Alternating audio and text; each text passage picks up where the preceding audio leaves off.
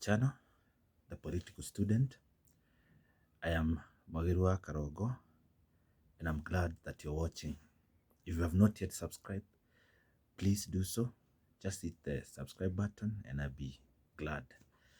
I'm happy. So far we are 30 subscribers, and I think almost 80 views on one video and 68 on the other. And I'm excited because it's only 4 days.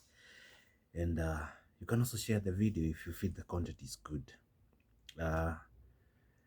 Basically, as I said in the introduction video, this is a political channel, not just about politics. We're going to discuss things to do with leadership, social commentary, things to do with history, and we'll share all information pertaining to leadership basically. And it might be in Kenya or outside, anything that's connected to our country. And one of the reasons I heard that guys are complaining about the audio is because I've not yet gotten the best audio, and soon I'll get a mic on. And actually I'm shooting in an area that's noisy. That's why I'm trying to lower my voice.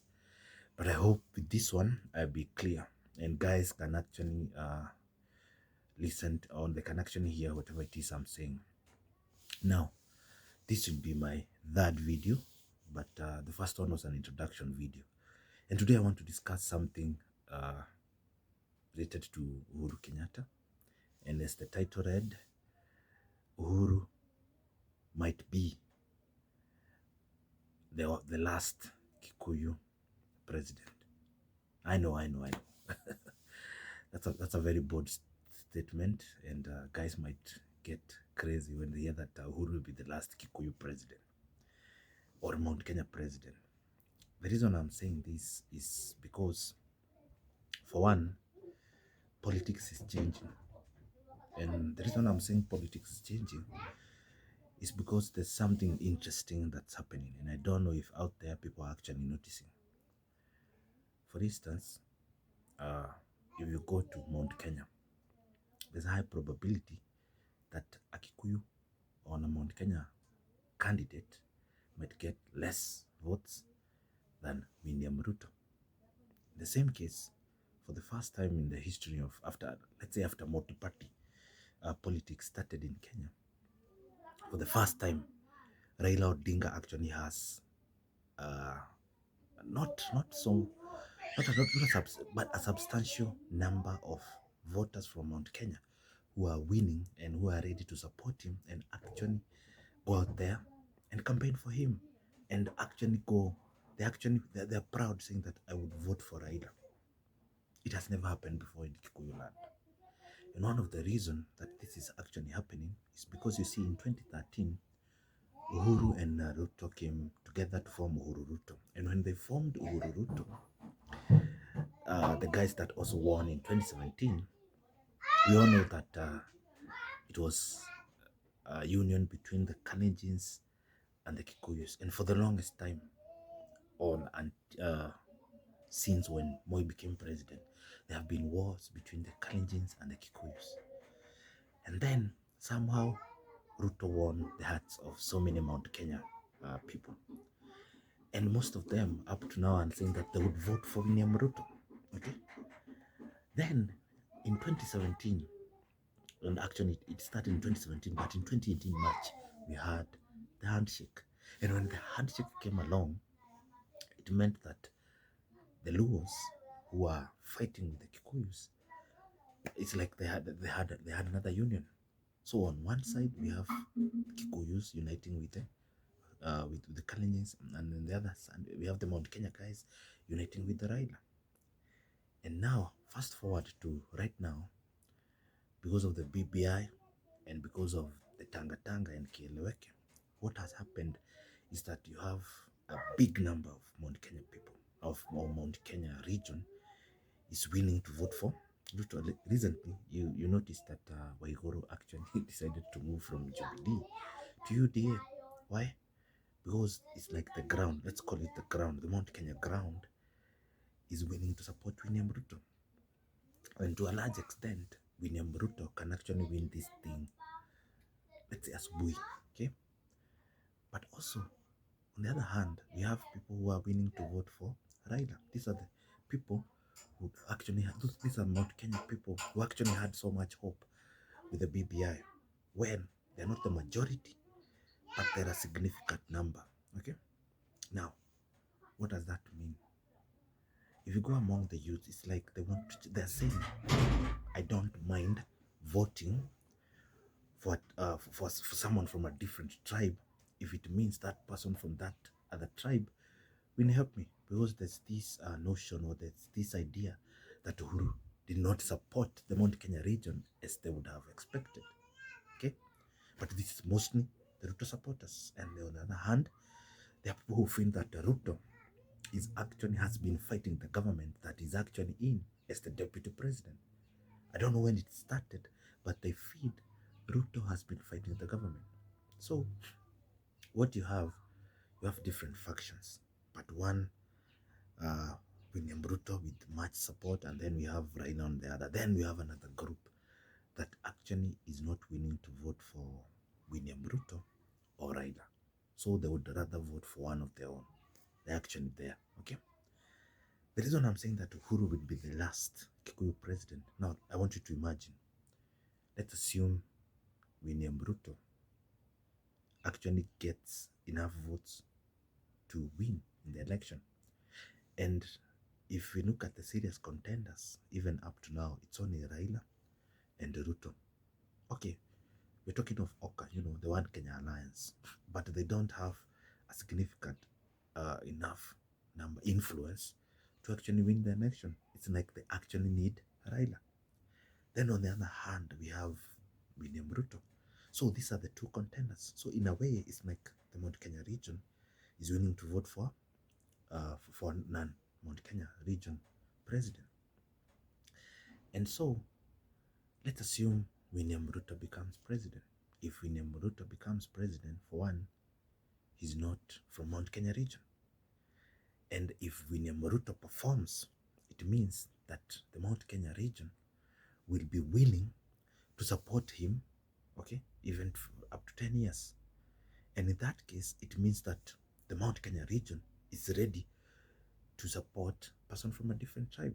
So they don't even care which tribe you come from, because they have seen that a different person from a different tribe can actually, we don't need our person, like our person in quotes, in government, or as the president, so that we can actually get things done. Okay, the same case if they vote in Raila, and then Raila gets to perform. You see, they have not they have not been used to seeing a different tribe. Actually, if you look at the history, the Kikuyus or the Mount Kenya region has never supported a non-Mount Kenya candidate. 92, 97. In 92, they supported Matiba and Kibaki.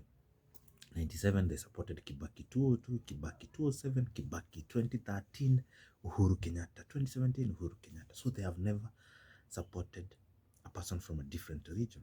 Okay. So if for them these guys get to perform, for them it shows that we don't actually need one of us to be the president for us to win. And this can go in different ways. But one way is that if, let's say, they learn that we don't need our person there, it means that people will change their voting patterns. On the other hand, is that these people might try to like vote for, how can I put this? You see, if they're their candidate from that different tribe, let's assume Kalenjin or Luo gets to be the president, and he does not perform, then they won't mind voting for a different tribe. Why? Because they have actually voted for one for once. So for them, they don't mind. Okay? And if it changes this Kenyan politics, I see it like maybe in 10 years from now, what will happen is people would actually start voting for candidates based on performance, on track record, and not necessarily on tribe.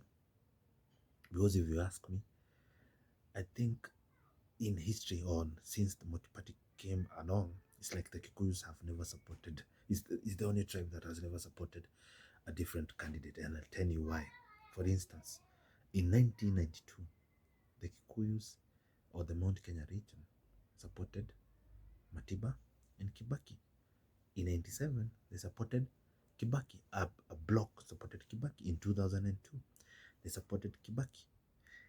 In 2007, they supported Kibaki. In 2013, they supported Kibaki. And in 2017, they still supported, in 2013, they supported Uhuru. And in 2017, they still supported Uhuru. Okay? But let's go back to 1992. In 1992, people from the coast, and for the longest time, people from the coast and the Kambas have been supporting, or from the Kambani have been supporting Moi. Okay? So it means people from the coast and Ukambani can actually support a different, and they have also been supporting Raila. Okay? If you go to 2002, people from Nyanza actually supported Kibaki. It's like the entire country supported Kibaki. So the Luos have actually supported a different a candidate from a different tribe. If you go to places like North and Masai Land, these guys have been supporting candidates from other regions and not theirs. Okay, so if you look at it, it's like the Mount Kenya region has never supported a candidate from a different region. And this, although people won't call it that, I think it's a revolution. This is a revolution. We're going to have a revolution because when the Mount Kenya region changes their voting patterns, it might influence the entire country. And one of the reasons is, as Moses Kuria said, they have like 40% of the registered voters. I don't know how true that is. I have not checked the numbers, but I assume that's actually how it's supposed to be. Okay, does that make sense? So the other reason I think that Uhuru will be the last one is because as new kids or new registered voters, especially the young guys, they don't care. They don't care who they vote for, as long as they are excited. They have the, or as long as they're influenced by the euphoria or influenced by, how do I put it, influenced by their own choices, they'll vote for that guy. And if we set that president of the Mount Kenya region, if the Mount Kenya region set that president of voting for a person from a different tribe, it means that maybe this might become the norm. And even out there, there's this idea that Mount Kenya region does not support people from other regions. So if they actually vote for either Raina and Ruto, or even Gideon Moi on Kalonzo, it means we have a new change, and this might stay for longer. Anyway, what do you think about that analysis? If you have a suggestion, please add that suggestion, and I'll be very happy. And also, I'd like you guys to share. If you like the video, share, like, comment, but most importantly, please subscribe to the channel and share the Political Student. I'll be getting a mic soon, and hopefully we can get to improve on the sound. You can also tell me how are the pictures, are they quality? And I'm using my phone actually, and I'm happy to have you here again. Subscribe. Kwaherini.